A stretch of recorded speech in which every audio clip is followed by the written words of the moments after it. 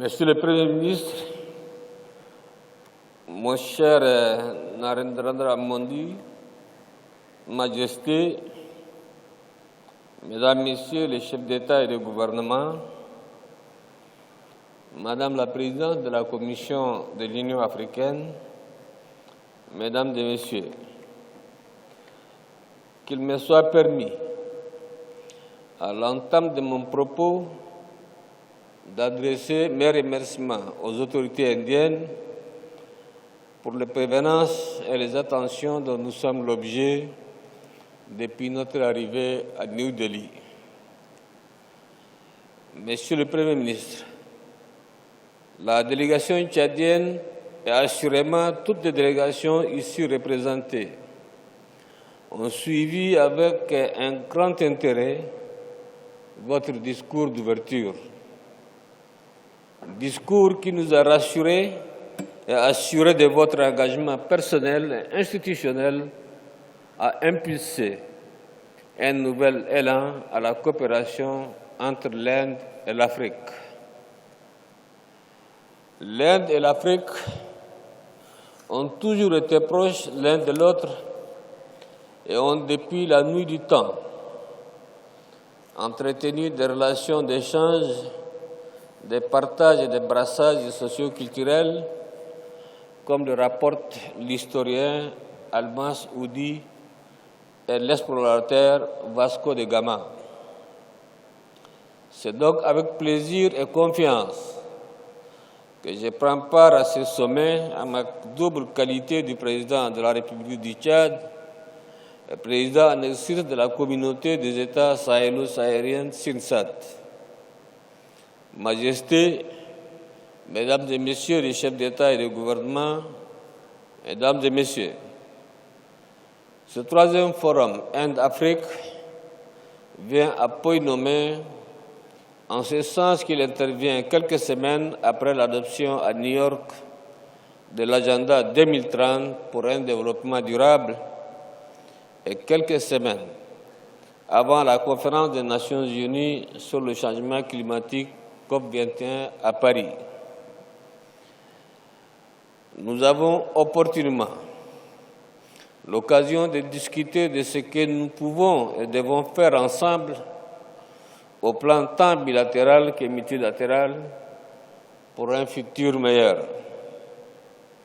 Les États africains, singulièrement ceux de l'espace SINSAD, sont confrontés à des difficultés de plusieurs ordres qui ne leur ont pas permis d'atteindre les objectifs du millénaire pour le développement. Mais dois-je vous rassurer, nous sommes tous engagés à réaliser les objectifs du développement durable avec l'accompagnement des partenaires au rang desquels l'Inde. Nos défis restent encore la réduction de l'extrême pauvreté, l'éducation et la santé pour tous et la préservation de l'environnement. Monsieur le Premier ministre, compte tenu des avancées remarquables réalisées par l'Inde en matière d'agriculture, de santé, d'énergie, notamment solaire, d'éducation de base, d'enseignement supérieur et professionnel, des technologies de l'information, des services notamment financiers, il y a lieu de mettre en place un programme renforcé d'assistance et de partage d'expériences avec l'Afrique. Nous appelons en particulier le gouvernement indien à soutenir les États africains auprès de la nouvelle Banque de développement des États BRIC que nous considérons comme une alternative sûre pour le financement de grands projets d'infrastructures, notamment routières, ferroviaires et aéroportuaires, dont nos pays ont tant besoin. Monsieur le Premier ministre, selon le Fonds monétaire international, la croissance économique de votre pays va augmenter de plus de 7,5% en 2015, faisant de l'Inde le pays émergent le plus dynamique.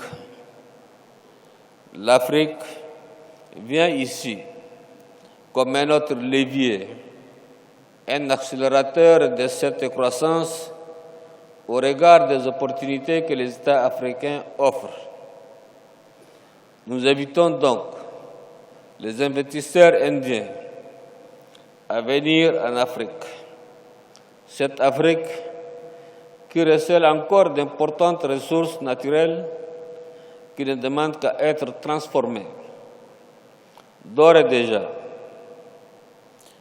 des mesures incitatives à l'investissement ont été prises dans la plupart des États africains.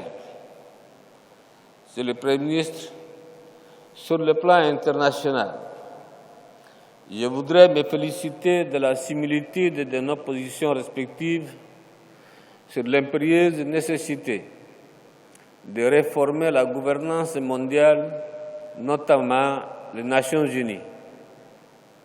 Est-il concevable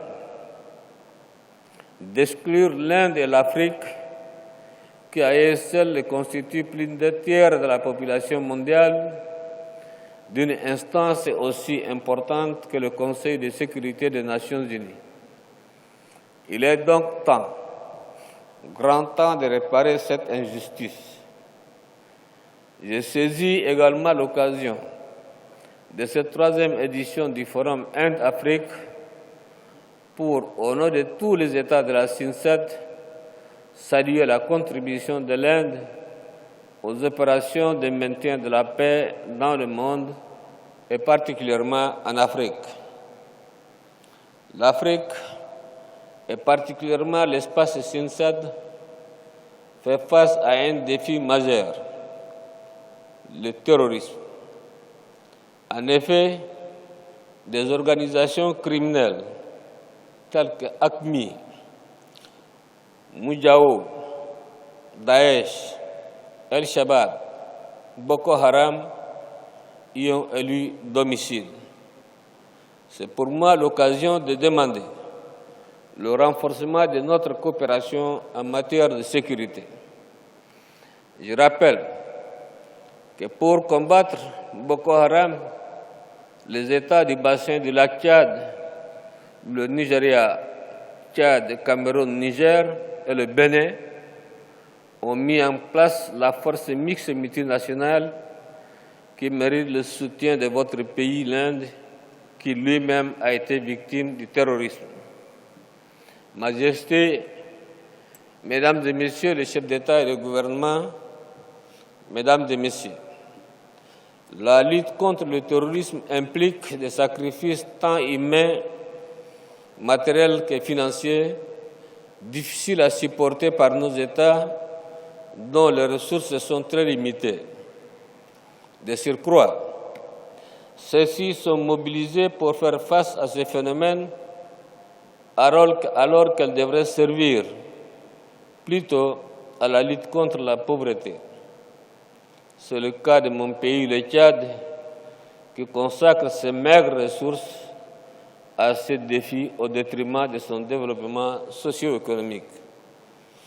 Majesté, Monsieur le Premier ministre, Mesdames et Messieurs les chefs d'État et de gouvernement, en réitérant encore une fois mes remerciements au Premier ministre et à travers lui au peuple indien, je formule le vœu, et je n'en doute pas, que le plan d'action avec les engagements que nous avons pris ensemble sera effectivement mis en œuvre dans les meilleurs délais. Je vous remercie de votre aimable attention.